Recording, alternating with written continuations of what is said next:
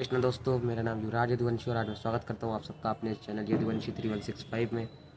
और मेरा आज का टॉपिक द विजयनगर साम्राज्य के ऊपर है। दोस्तों, आप सब जानते हैं कि विजयनगर साम्राज्य के महान राजा कृष्णदेव राय रहे हैं। दोस्तों, आज मैं बात करने जा रहा हूँ आखिर विजयनगर साम्राज्य किस जाति का है, विजयनगर साम्राज्य किस वंश ने स्थापित किया, विजयनगर साम्राज्य की स्थापना कैसे हुई। चलिए बिना देरी करे हम शुरू करने जा रहे हैं। लेकिन आपने सोशल मीडिया पर पहले से ही देखा होगा कि कुछ जाति के लोग विजयनगर साम्राज्य को अपनी जाति का बताने की कोशिश कर रहे हैं, लेकिन उन मूर्ख झूठों के पास कोई प्रमाण नहीं है। तो मैं आपको हर एक प्रूफ के साथ, हर एक सच्चे प्रमाण के साथ इस बात को पूरी तरीके से सिद्ध करने जा रहा हूँ कि विजयनगर साम्राज्य यदुवंशियों का था, किस वंश का था, ये सिद्ध करने जा रहा हूँ मैं आपको। चलिए शुरू करते हैं। आपको ये जानने के लिए जाना पड़ेगा 1328 ईस्वी में, जब दक्षिण भारत में मोहम्मद बिन तुगलक का बहुत वर्चस्व हो गया था। मोहम्मद बिन तुगलक ने दक्षिण भारत के एक राज्य काम्पिल्य में हमला कर दिया और काम्पिल्य राज्य को अपना बना लिया। तो दोस्तों, उत्तरी भारत में था काम्पिल्य उत्तरी भारत में था, उसको मोहम्मद बिन तुगलक ने अपना बना लिया हमला करके। और जो ये काम्पिल्य राज्य था, जब ये हार गया तो काम्पिल्य राज्य के दो सेनापति हरियर राय और बुक्का राय, इनको मोहम्मद बिन तुगलक ने गिरफ्तार कर लिया। और जब मोहम्मद बिन तुगलक ने इनको गिरफ्तार किया तो इन दोनों को उसने इस्लाम धर्म कबूलने को कहा। ऐसे में इस परिस्थिति में हरियर और बुक्का राय ने इस्लाम धर्म कबूल लिया। और इसके बाद जो है, मोहम्मद बिन तुगलक को लगने लगा कि हरियर और बुक्का राय दोनों ही की निष्ठा इस्लाम के प्रति वही है जो मोहम्मद बिन तुगलक की है। लेकिन ऐसा नहीं है। हरियर और बुक्का राय ने भले ही इस्लाम धर्म कबूल लिया था, लेकिन वो अभी भी दिल से हिंदू थे। तो दोस्तों, आपको बता दूं कि इसी बेवकूफ़ी की वजह से मोहम्मद बिन तुगलक ने हर सन 1336 ईस्वी में फिर से विद्रोह हुआ दक्षिण भारत में। और इसी बेवकूफ़ी की वजह से मोहम्मद बिन तुगलक ने हरियर और बुक्का राय को भेजा दक्षिण भारत में विद्रोह को शांत कराने के लिए, विजय करने के लिए। और दक्षिण भारत में जाकर हरियर और बुक्का अपने पुराने गुरु माधव विद्यानंद ने उनकी वापसी फिर से हिंदू धर्म में कराई। और हरियर और बुक्का ने उत्तरी दक्षिण भारत में विजयनगर साम्राज्य की स्थापना करी।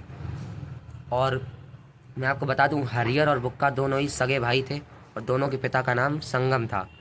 और हरियर और बुक्का ने अपने पिता संगम के नाम से संगम वंश की स्थापना करी, जिस संगम वंश ने विजयनगर साम्राज्य की स्थापना करी। दोस्तों, लोगों को लगता है कि संगम हरियर और बुक्का की जाति रही होगी, लेकिन नहीं, संगम हरियर और बुक्का की जाति नहीं। संगम तो हरियर और बुक्का के पिता का नाम है, जिनके नाम से संगम वंश चला। दोस्तों, मैं आपको बता दूं, पहले संगम किस जाति के थे। अब सवाल ये उठता है, संगम किस जाति के थे और उनके पुत्र हरियर और बुक्का किस जाति के थे। दोस्तों, आज मैं आपको प्रमाण देने जा रहा हूँ। देखिए, 12th क्लास की बुक का एक चैप्टर साफ साफ आप देख सकते हैं इसमें कि 12th क्लास की बुक के एक चैप्टर में क्या लिखा है। इसमें लिखा है, तब आप पैराग्राफ देखिए, संगम यादव वंश के प्रमुख शासक, इसमें साफ साफ लिखा है। 12th क्लास की बुक के एक चैप्टर में तक ये लिखा है कि विजयनगर साम्राज्य की स्थापना हरियर और बुक्का ने करी, जिनके पिता जिनके नाम पर संगम वंश चला। और इसमें साफ साफ संगम को यादव लिखा गया है। संगम जो थे वो यादव थे, जिनके नाम पर संगम वंश चला। दोस्तों, पहले तो आप जान लीजिए विजयनगर साम्राज्य पर किन किन वंशों ने राज किया। ये देखिए, स्क्रीन पर आपको दिख रहा होगा। लेकिन आज हम इन सब वंशों के बारे में बात नहीं करेंगे।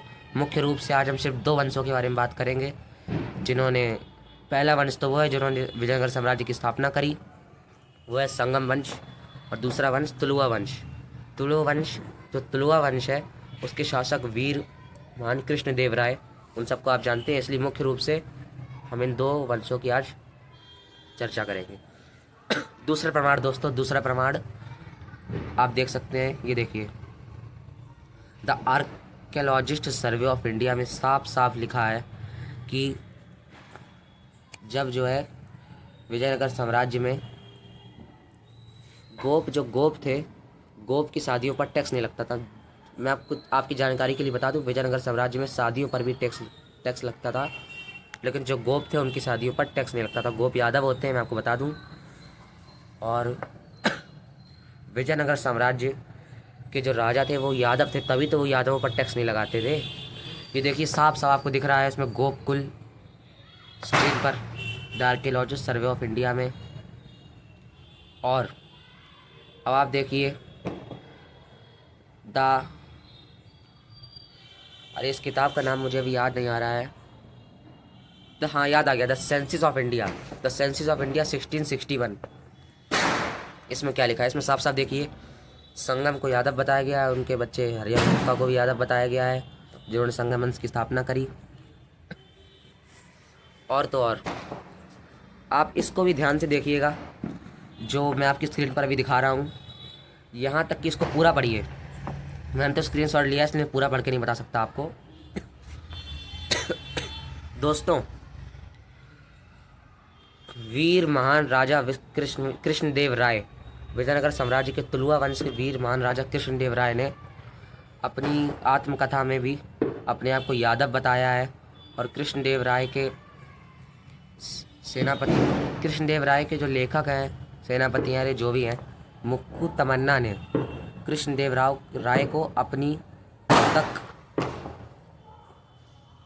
जाति परिहन, कुछ ऐसा नाम लिखा होगा, उस पर आप देख लीजिए। मैंने तो स्क्रीनशॉट लिया इसलिए मैं पढ़ नहीं पा रहा हूँ उसको, मैं पढ़ नहीं सकता। उसमें भी कृष्णदेव राय को यादव लिखा है। देखिए कितना बड़ा प्रमाण। कृष्णदेव राय ने अपनी आत्मकथा में स्वयं अपने आप को यादव लिखा है। और तो और कृष्णदेव राय के सेनापति मुक्कू तमन्ना ने अपनी पुस्तक जाति परिहनम में कृष्णदेव राय को यादव लिखा है। ये मैं नहीं कह रहा हूँ, ये कृष्णदेव राय ने खुद अपनी आत्मकथा में लिखा है भैया। सबसे बड़ा प्रमाण। और सबसे बड़ा प्रमाण ये भी था आर्कियोलॉजिस्ट सर्वे में। और मैंने आपको इतने सारे प्रमाण तो अब दे ही दिए हैं, तो अभी भी आप लोगों को मेरी बात झूठी लगती है तो आप लोगों का कुछ नहीं हो सकता है मेरी। और एक और देखिए आप, ऑक्सफोर्ड यूनिवर्सिटी का ये स्क्रीनशॉट लिया है मैंने। इसमें देखिए साफ साफ जो मैं कह रहा हूँ वही लिखा है इंग्लिश में।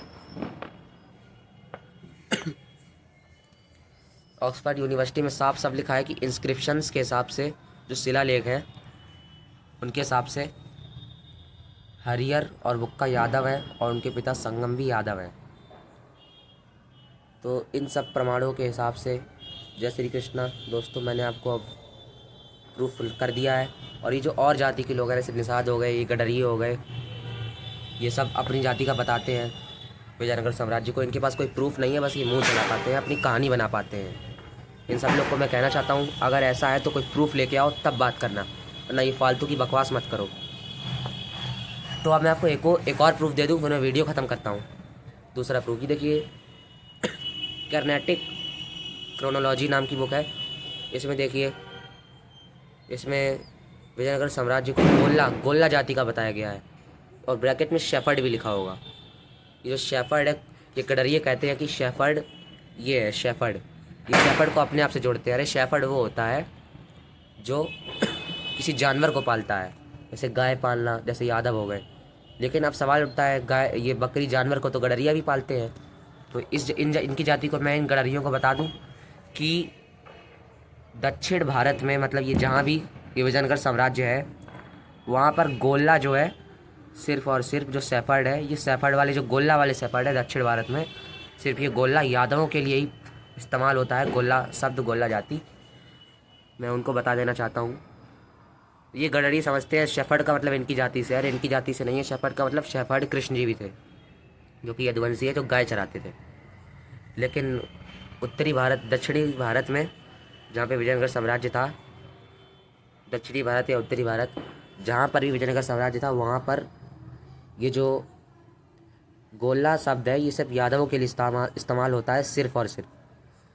ये इस बात का प्रमाण कर्नेटिक क्रोनोलॉजी नाम की बुक में है। जय श्री कृष्ण दोस्तों, इस वीडियो के साथ ख़त्म करते हैं आज ये टॉपिक।